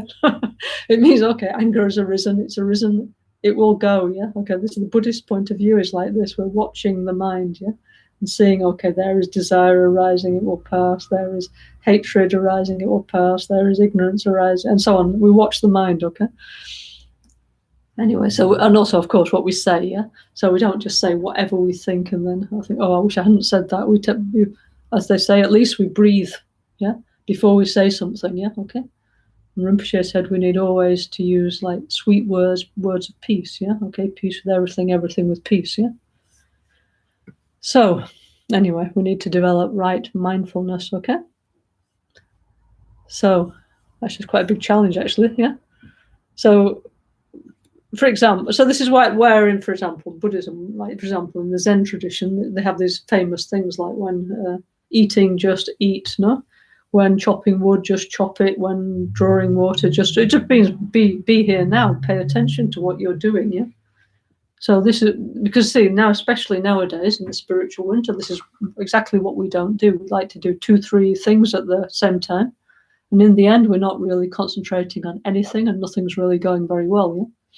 So anyway, so we need to, when eat, yeah. And also this is the slow food movement, isn't it? Then you enjoy your food more if you eat it slowly. Yeah. I don't know if you like now. One thing of the pandemic, of course, we don't like being the pandemic, and we're very sorry for people who are suffering and have passed away. No? But one thing is that now we have a little more time to observe things from before. Like things have become a little slower for most of us. No, so at least we should take the opportunity, yeah, to practice mindfulness. Yeah, we who are Buddhists, no, we who practice the Dharma, who follow Rinpoche, because Rinpoche told us we need to do the pandemic in a different way, not just feel angry and fearful and stressed and all the different sufferings that many people are passing through, no, emotionally during the pandemic. Yeah. So, for example, we try and develop more mindfulness, yeah, because we have a lot more free time somehow. Yeah. Okay, we're all busy, but somehow that, like, for example, we can't go out to a restaurant, we can't see our friends, so this automatically means we have more time. No? So we need to use that extra time in some positive way. Yeah? Anyway, then we need to develop, last one, right samadhi, right concentration. Yeah, okay. Yeah, so there's 9 stages of that. Actually, so, okay, how to develop concentration, it's in all the Lam Rim manuals. For example, we have beautiful Lam Rim manuals, or, for example, Lama Caroline. There's 8 great Lam Rims in the Gelugpa tradition. There's, of course, the Lam Rim Chenmo, the great Lam Rim of Lama Tsongkhapa. Then there's also great Lam Rims of Pabonka Rinpoche, Kyabje Pabonka Rinpoche, and some of the Dalai Lamas. There's many, many beautiful Lam Rims, okay? So, and nowadays, most of these have been translated into English, okay? So if you, and probably other languages too, I imagine, I'm sure, yeah? So please, you find one that you like and try and go through the Lam Rim teaching. So if not, there's this one, which is Lama Genshin's Guide to the Good Thought Supermarket, yeah? Which is Lama Genshin's take on Lam Rim, Lojong, and Mahamudra in one small volume, yeah? So also, if you like, you can get this book. I think they're just reprinting this book in Italiano. Anyway, check with the web shop of the NgalSo tradition on the ngalso.org website. And so here it also explains how to develop concentration, all kinds of beautiful things, yeah, okay. And many other interesting things, because Rinpoche put together the medical things, astrological things, Lojong, and the Mahamudra point of view all together in one book, yeah? Because that's how he thought, yeah, okay. He saw the Lam Rim path as something like an extendable ladder, like a fireman's ladder or something with many parts, yeah, all the way, So he included all the different, in the Lam Rim normally at the end they just put like a very short bit about Tantra, but Rinpoche actually put a big bit about Tantra, yeah. So anyway, if you like, there's that one. If not, there's other beautiful Lam Rims of other great masters, yeah. Also on our website, and also on the website of many other spiritual Buddhist groups, the beautiful teachings of Lam Rim, yeah, stages of the path to enlightenment. So whatever inspires you, you should listen to it, like anything positive we should take, yeah. This is what Rinpoche told us, no, yeah. Okay, we follow NgalSo, but any positive idea, please take it, if you like, why not, yeah. So many beautiful teachings of Lam Rim everywhere, yeah. Okay, so anyway, so that's one thing. So the spokes of the eightfold, the noble eightfold path, yeah. So important, we should, at least sometimes when we see the symbol, we should think about this, no? Okay, not just, oh yes, that's the symbol of Buddhism. Okay. Also here is like, can you see there's like 3 things, yeah? Okay, so we say that we live in a world of 3 where 3 energies turn, yeah? So what are these 3 energies? Well, there's many of them actually. For example, sun, moon, and eclipse, male, female, and neutral, hot, cold, and middle, no? Day, night, and dawn, day, night, and dusk, yeah? Many of 3 energies actually, according to or 3 humors, no? Like in medicine, no? Wind, bile, and phlegm, yeah? Okay. Bile is coming from the bile humor in the body, comes from the development of the hot energy and of the aggressive mind, actually. The phlegm energy, the cold energy in the body, cold, heavy energy, comes from the development of ignorance, closed-mindedness in the mind, and then also it manifests in the body as the phlegm humor.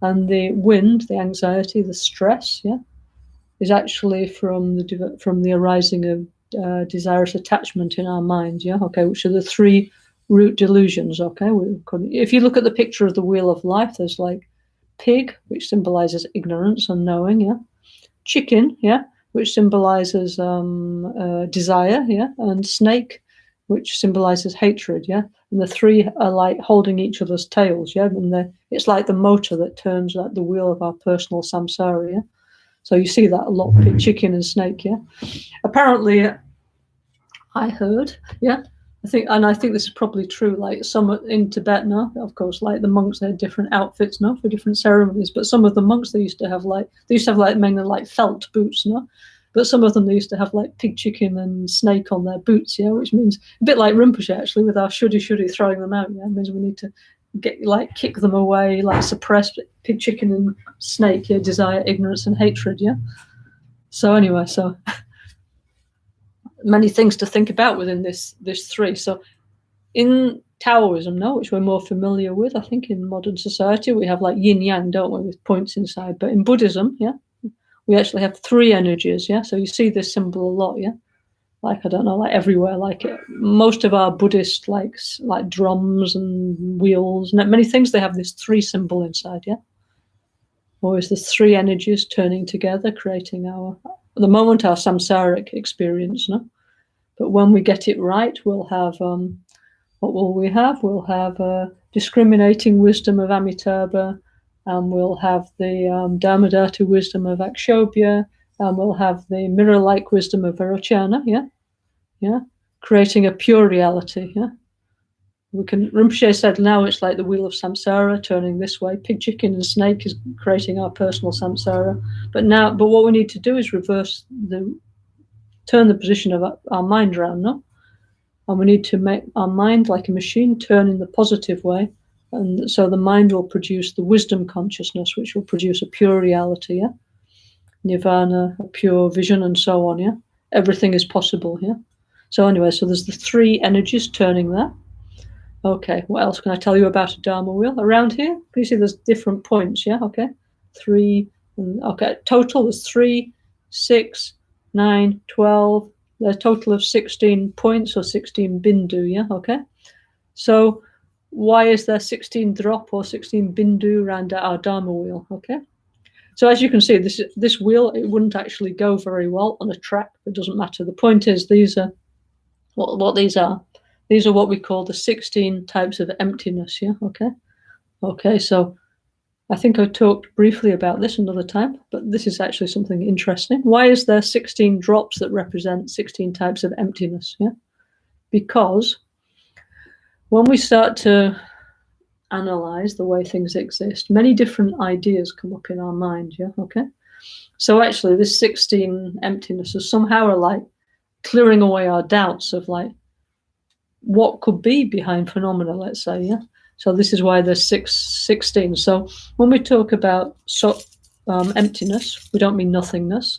When we say Om So Bhawa Shuddha Sawa Dhamma So Bhawa Shuddhoham, So Bhawa, Svabhawa means own nature, self-nature, So all things are Shuddha, are empty of own nature, and so am I, So what this means is, that even though things appear to have like an essence of, I don't know, being pleasurable or whatever, or wheelness or bookness or computerness or nature of being pleasant or whatever, a true source of happiness. If only I had that, I'd be happy, and so on.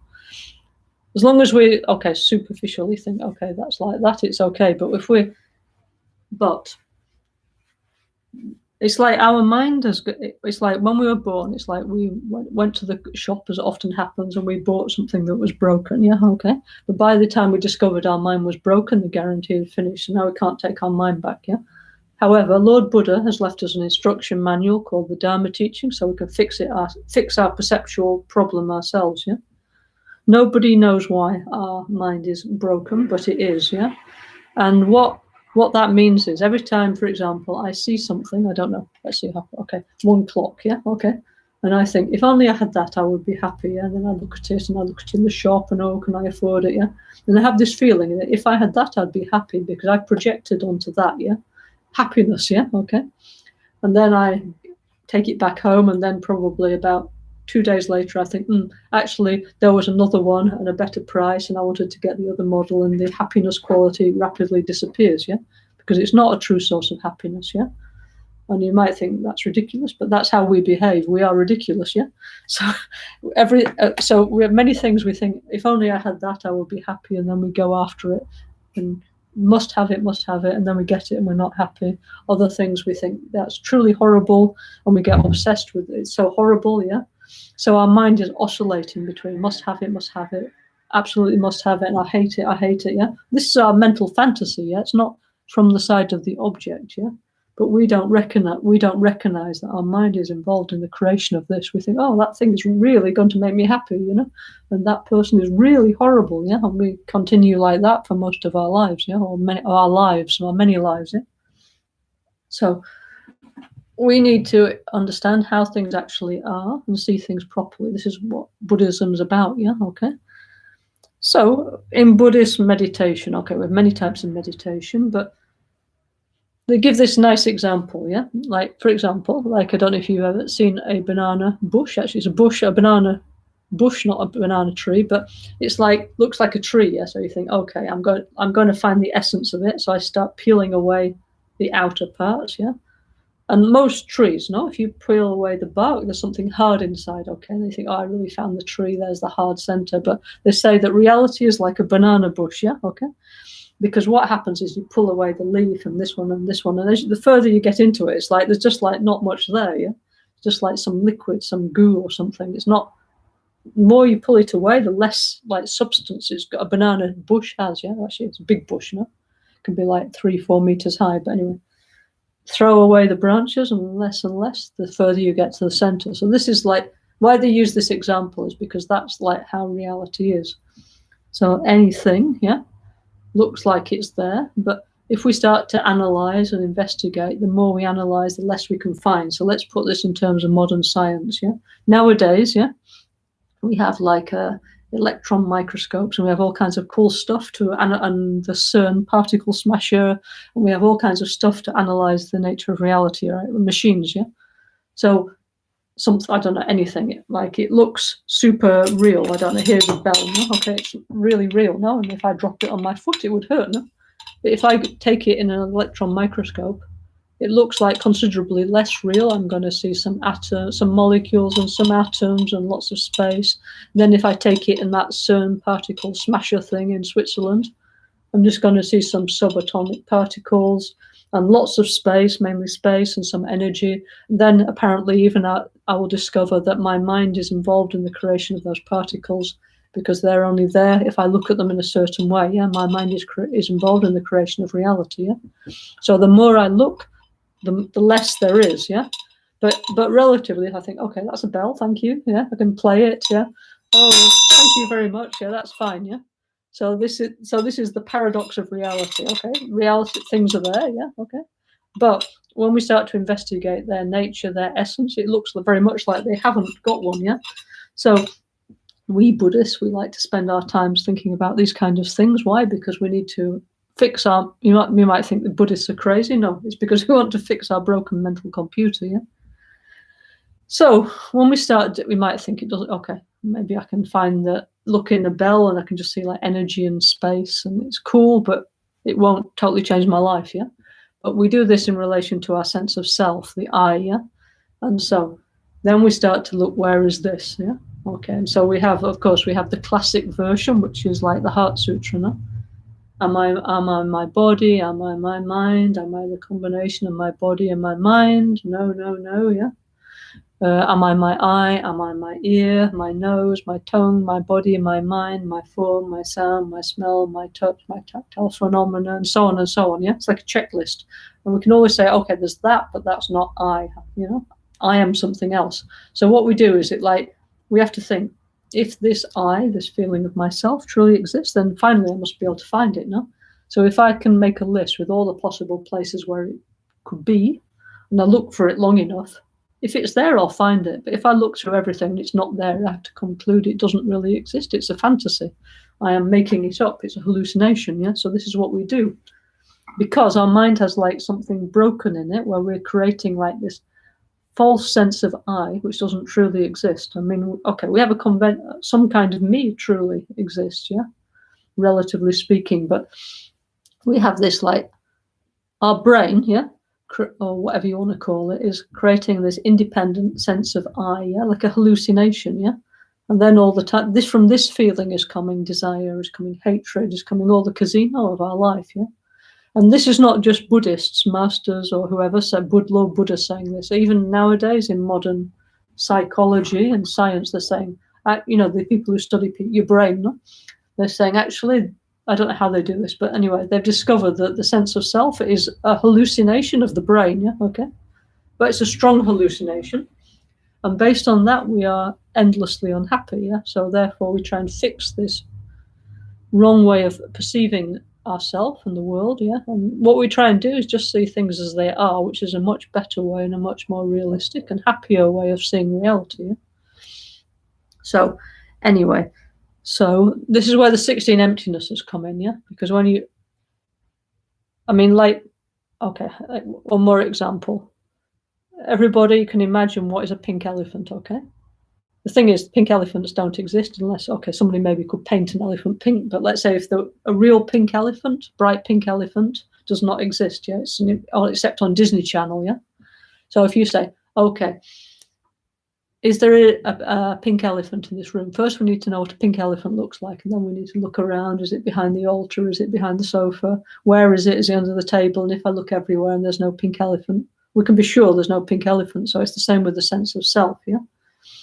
So the 16 emptinesses are the same thing, yeah, okay, actually, because we might think, okay, I couldn't find a sense of self in my body, my mind, in this and that, but I'm sure there must be something behind, there must be something else, something bigger. There must be, I don't know, there must be God, there must be something, there must be a universal consciousness, there must be something behind, something else, yeah, okay.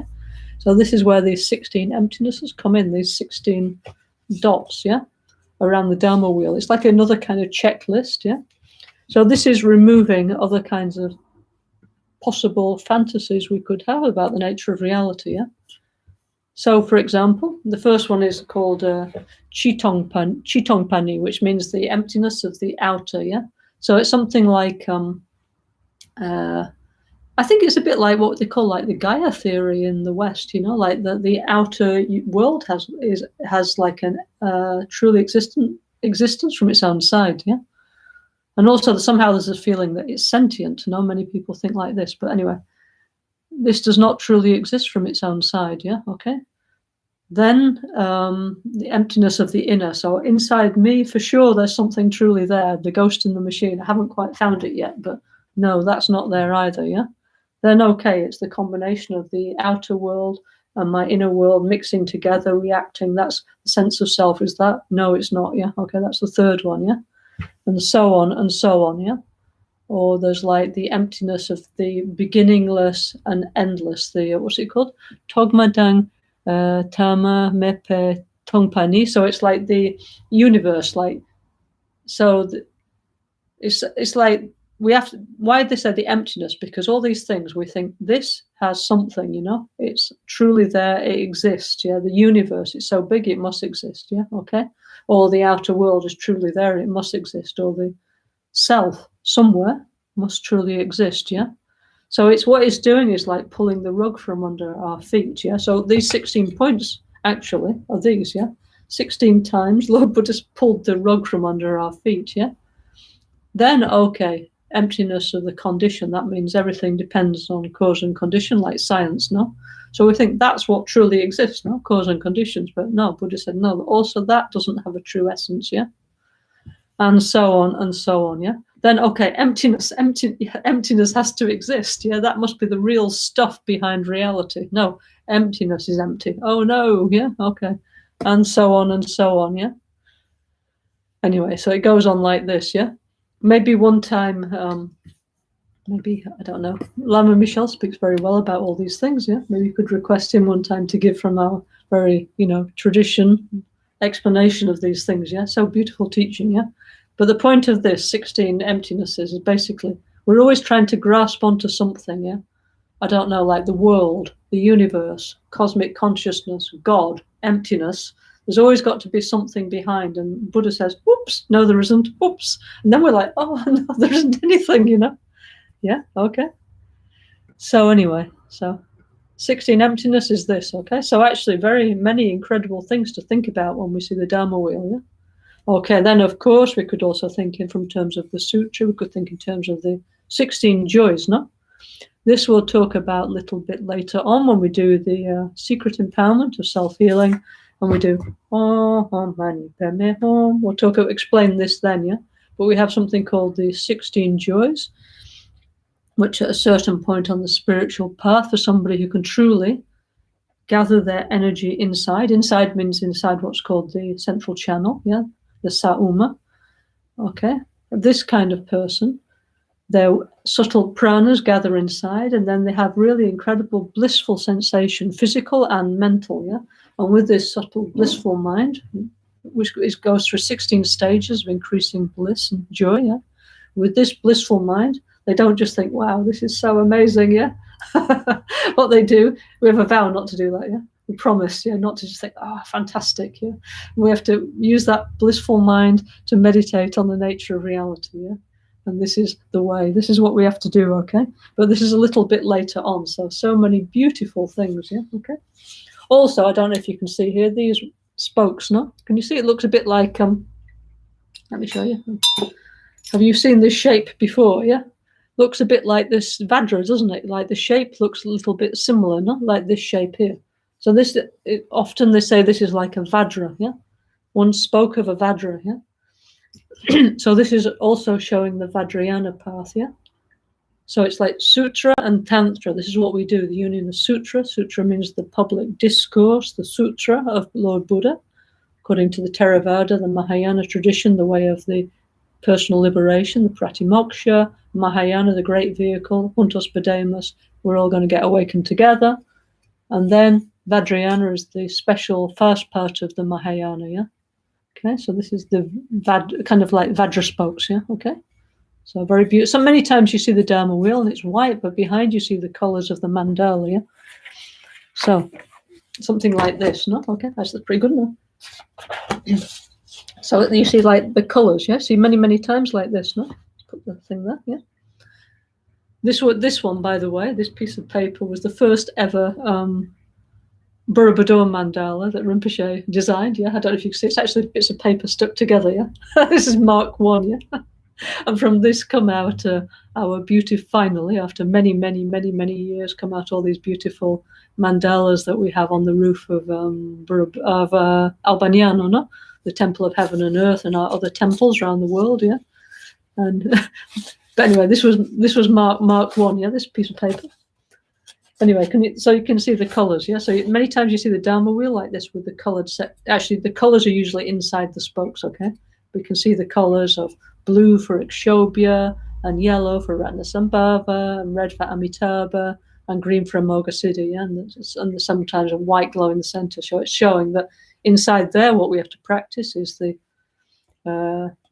we need to get to know and transform our 5 emotions and transform them into the 5 wisdoms of the 5 Supreme Healer Buddhas, yeah? So Rinpoche, truly, he showed us the path, yeah, okay? It wasn't, I mean, people say, oh, Rinpoche was like doing something different. But what he was doing is making it accessible, yeah, to many modern people, yeah, because many modern people haven't got 20 or 30 years to study the sutras and so on, yeah. But anyway, we need the Dharma, yeah. So Rinpoche made an accessible way for people, all different kinds of people from all over the world to practice the Dharma. Easy way, it's NgalSo, easy way, yeah, why not, yeah? Why make more difficult? I mean, okay, of course, our tradition is so beautiful, yeah, not complaining.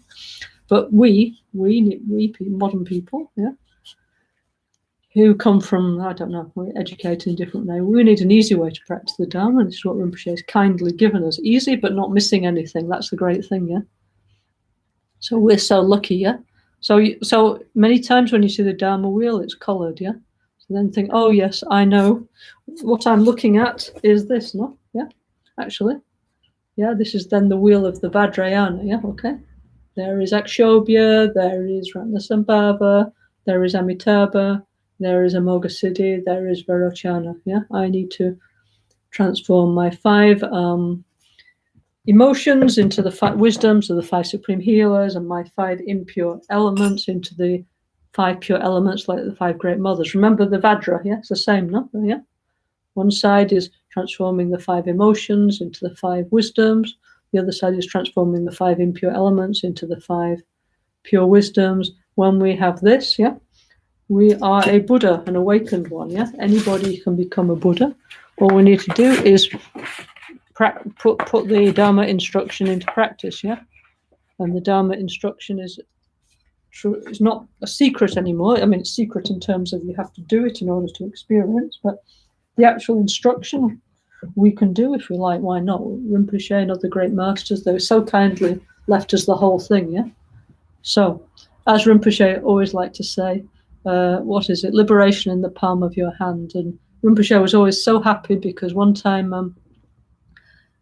His Holiness Kyabje Trijang Chukchul Rinpoche, who is the incarnation of Rinpoche's guru, Kyabje Trijang Dorje, no? He came several times to Albania, and Rinpoche was always so happy. Never seen him so happy. He was with anybody else, no? It showed truly the guru-disciple relationship from life to life. No? And one time, I think Rinpoche, Ganshi Rinpoche, I think he asked Lama Michel to explain self-healing to Kyabje Trijang Chokchul Rinpoche, no? And then Kyabje Trijang Chokchul Rinpoche he said very nicely, he said, self-healing is like, he said, as Kyabje Pabonka Rinpoche made liberation in the palm of the hand, he said, NgalSo Tantric Self-Healing is Tantra in the palm of our hand, yeah? Everything is there, you know? In the ancient times, they used to say, in your hand is one fruit, yeah, like an olive or something, and there you can see it, you have everything in your hand, yeah? So this is the example. Everything is in our hand, yeah? So kindly, our guru gave us, for example, is an avocado. Our guru gave us everything. It's in our hand, yeah? Okay? Now it's in our hand. Now we can do what we like with it. Hopefully we'll use it to achieve awakening and help society, you know, and help the climate crisis, no? Make the world a better place, yeah? But we can't say, oh, I don't know, yeah? Because everything has been given in our hands. So actually we're so lucky, no? So, but now the responsibility somehow falls to each one of us to use all the precious gifts that our gurus, Rinpoche, and the other gurus of our lineage have given to us, you know? And this is, okay, now we're in a pandemic or whatever. But anyway, we have a big job to do, which is to use and practice and evolve based on and use all the kindness that we've received in order to become better people and develop more capacity to help others and to help society and the environment, yeah? So this is our project, yeah? But together we can, yeah? So anyway, so when we say Pam le behemaka po and and ka. Oh, also we have to do the mudra, which we'll talk about next time, yeah? Sorry. Om le ko ka po om. From om comes a white wheel marked by om, and we do the mudras. Actually, I think I'll talk about these mudras next time. Actually, I haven't done so far. Okay. So when we say Om Likolo Kapo Om, now we should think of this. Actually, maybe it should be like this actually. But anyway, one Dharma wheel in our crown chakra. Yeah, okay. Yeah, and concentrate on that. And actually, part one is to try and visualize. And Rinpoche said not just see. We need full feeling, you know, full of peace, full of empathy, full of joy, full of patience. Yeah, full of all the qualities. Yeah, and then once we can see clearly, if we can't see clearly, we put a picture. And we think, okay, 3 things in the middle, Buddha, Dharma, and Sangha, need to transform the 3 delusions, need to achieve the 3 Buddha bodies, or need to achieve clear light, illusory body, and union. So many things, no? 8 spokes, I need to practice the Eightfold Path, yeah? Rim, concentration, 16 points, I need to meditate on the nature of reality. I need to develop 16 emptiness, and I need to develop the 16 joy. The 8 spokes means I need to practice sutra and tantra together, yeah, okay? And so on and so on. So also this is the symbol of Vairocana. It's the solar cross, yeah?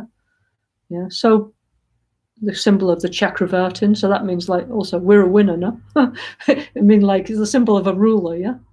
Yeah, so this is now our symbol, yeah? So I am not a loser. I'm practicing the Dharma. I'm transforming my mind, you know. So many incredible things to think about when we visualize this, not just kapo and what's for dinner. No, we need to concentrate, yeah? Rinpoche said, now we need to go more deeply into the practice. So let's do that together. Please, almost every day of the week, we have a self-healing group in many different languages. So it's a language almost for everybody, yeah? If you look on our NgalSo website or in our WhatsApp groups and so on, signal groups, you can find the link, otherwise somebody could tell you. Welcome to join any moment. You can join any of the groups. You're welcome, yeah? And we meditate on self-healing. At the moment, we're doing self-healing and Amoga City mantras. It's really nice and really powerful, actually. So if you like to join any moment, even for 1 hour, you're welcome, okay? So thank you very much. Now let's dedicate. No, of course, we need to make very strong dedications for all the people. So many people are suffering, no? Very sorry, really, you know? I think we never made so many prayers for so many people sick and dying in a short time as recently. Very, very sorry. Yeah, but together we will get through this difficult situation, okay? We'll come out of the other end stronger, okay? So hang on 1 second. Let me find the prayer, okay? The Shantideva prayer. Hang on. Was there a comment here? Okay, let's see. Let's see any comments. Let's see.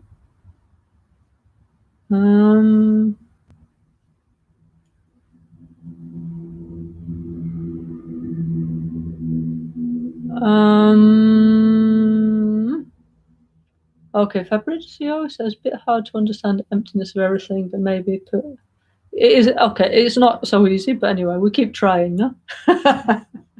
Bit by bit, we'll get there, yeah? At least we can recite Tayata Om Gati Gati Paragati Parasangati Bodhisattva, and we can recite the Heart Sutra. Actually, Lama Ganchen said something. He said, Heart Sutra is a bit weak in our Sangha, need to do more. That's what he said, yeah? So it means we should try not to repeat the Heart Sutra more. Actually, on YouTube, there's many beautiful versions in Sanskrit, Tibetan. However, it's nice to also repeat it in a language we can understand, yeah? Unless you can understand Tibetan and Sanskrit, yeah? Why? Because it's actually a meditation of points, yeah? Okay, am I my body, am I my mind? So we need to do that more, okay? And then bit by bit, also with blessing, no? We will get there, okay? And Juntos Podemos, yeah? We'll all get there together finally, okay? Okay, so let's don't worry. Mahayana Buddhism, by the way, there's different types, yeah?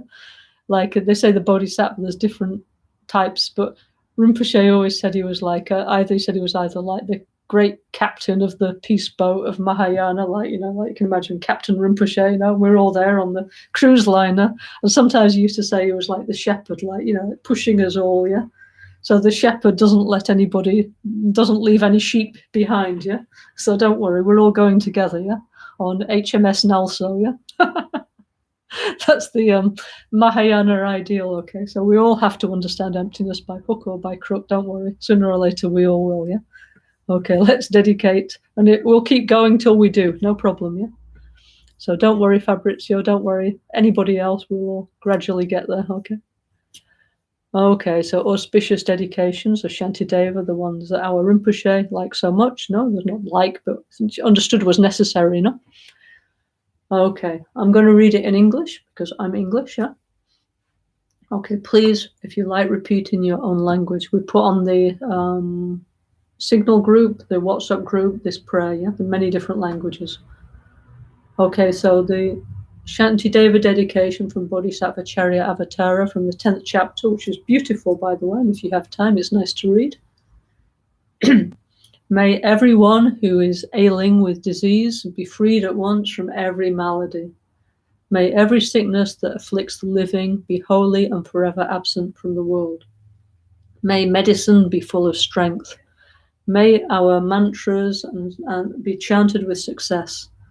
May the bacteria and virus that feed on our flesh be kind, their mind full of compassion towards us. May the beings everywhere who are suffering pain in their bodies and mind have, by virtue of my merit, limitless joy and happiness. For as long as space exists, for as long as there are migrating beings, for that long may I return to drive away the sorrow of the world. May the pain and sorrow of all migrating beings ripen fully upon me, and may the virtuous company of bodhisattvas always bring about the happiness of beings. May the Dharma, the only cure for suffering, the source of every bliss and happiness, be blessed with resources, upheld with veneration, and throughout a vast amount of time may it continue. Okay? Nimo dele sendele, nime kuya handele shin, nin sentatu dele pel, kuncho sungi jingi lo, kuncho sungi nedruso, kuncho sungi hitashi sho. At dawn or dusk, at night or midday, may the three jewels grant us their blessings. May they help us to achieve all realizations and sprinkle the path of our lives with various signs of auspiciousness. Okay, and now, finally, we're going to do the Miksema. Okay, there's Lama Tsongkhapa, yeah? Holy founder of our Gelugpa lineage. Yeah? Actually, there's one practice called Miksema Bebo, which means basically whatever you want to do, all kinds of healing, everything we can do through Miksema. Incredible. We can do pacification, increasing, develop charisma, all kinds of healing, develop all kinds, everything you can do with Miksema. Okay, so powerful, yeah. Okay. Mikme sewe te chen chen re si drime kiempe wampo jampe dupu mahalu jomse samwe ganchen gepe suge songkap Losandrape Shabla Sowade. Okay, thank you all very much for listening. Like I say, tomorrow we have Malaysia group, which actually is they chose to do it in English, which is good for me. And we have the French-speaking group on Fridays. We have Spanish-speaking group Saturdays, Portuguese Brazil group. Sunday we have Dutch, German, and Italian group. Okay, so you're extremely welcome. Yeah, if you're English, you have to manage. Yeah, to join whatever group you like. Anyway, so or any other language. Anyway, maybe between there's some group you can. Anyway, if you like to join, very welcome. Okay. Thank you all very much. See you all soon, yeah? Okay. Thank you very much, yeah? Have a good weekend, okay?